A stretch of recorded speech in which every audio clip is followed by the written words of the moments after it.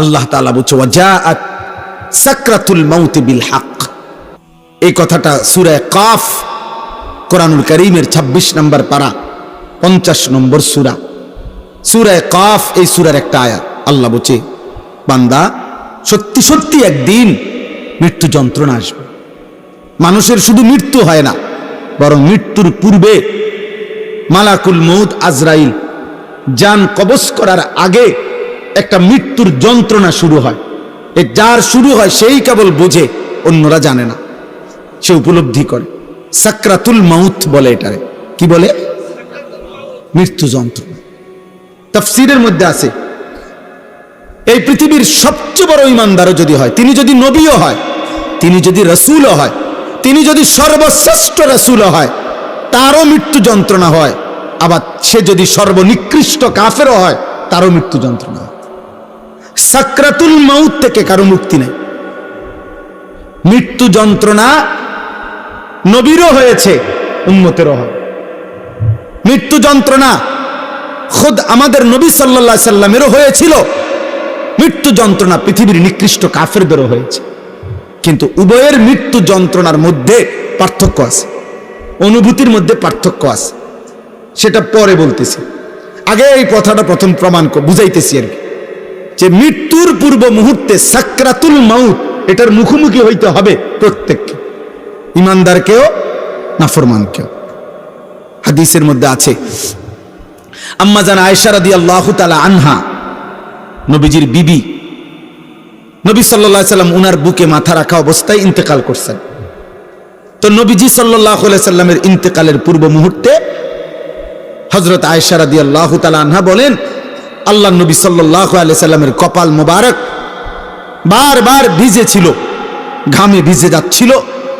আমি এক বাটি পানি আইনা দিছি পাশে, আমি নবীকে দেখলাম বারবার তিনি ডান হাত মুবারক ওই বাটির পানির মধ্যে ভিজাইতেছেন আর কপাল মুছতেছেন ঘাম, ইন্তেকালের পূর্ব মুহূর্তে।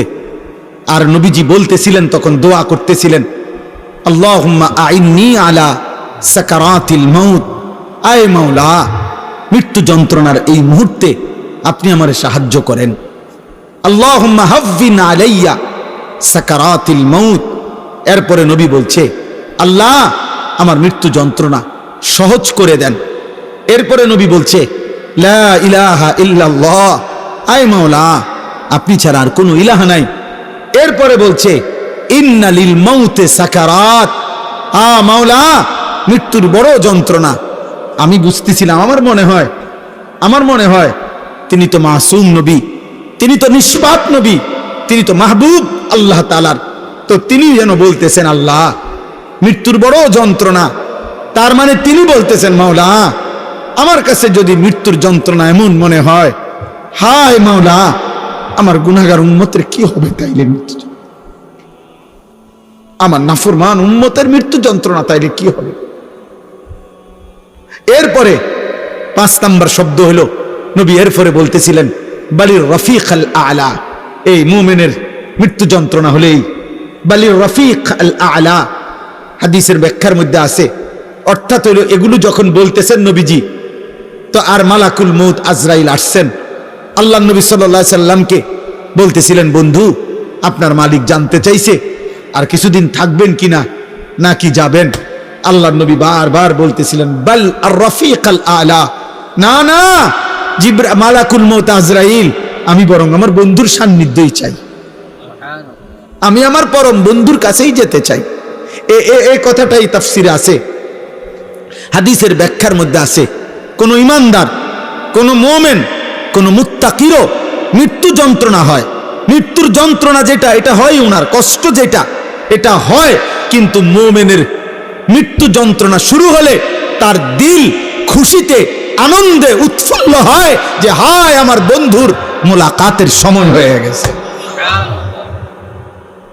গত 60 বছর আমি যে বন্ধুর জন্য সেজদা দিছি 5 ওয়াক্ত, গত 60 বছর, 40 বছর, 50 বছর যে মালিকরে আমি ডাকছি দিবানিশি, কখনো সুবহানাল্লাহ, কখনো আলহামদুলিল্লাহ, কখনো ডাকছি আল্লাহু আকবার, কখনো ডাকছি লা ইলাহা ইল্লাল্লাহ, কখনো ডাকছি আস্তাগফিরুল্লাহ। এভাবে বারবার বারবার সকালে দুপুরে সন্ধ্যায় বিকালে দাঁড়িয়ে বসে শুয়ে হাঁটতে চলতে উঠতে বসতে যেই বন্ধুকে ডেকেছি, মৃত্যুর যন্ত্রণা শুরু হলেই মোমেন বলতে থাকে, এবার বুঝি আমার বন্ধুর মোলাকাতের সময় হয়ে গেছে। সুবহান।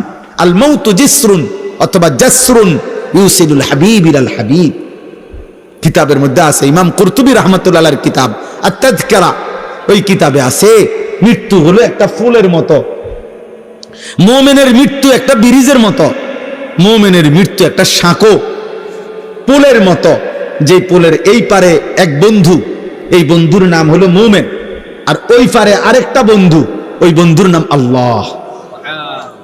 এই একজন হাবিব, এখানে একজন হাবিব, তো ওই পারের বন্ধু আল্লাহ, এই পারের বন্ধু মুমিনকে ডাকতেছে, আও আয়ালাও এই পোল এটা পার হয়ে আসো, আসো আমি বন্ধুর মুলাকাতে আসো। তো বুজুর্গানে দিন বলে মৃত্যু হচ্ছে এমন যে একটা পোল, যেন এক বন্ধু এই পোল পার হবে মানে মৃত্যুবরণ করবে, তো পরম বন্ধু আল্লাহর মুলাকাত হয়ে যাবে।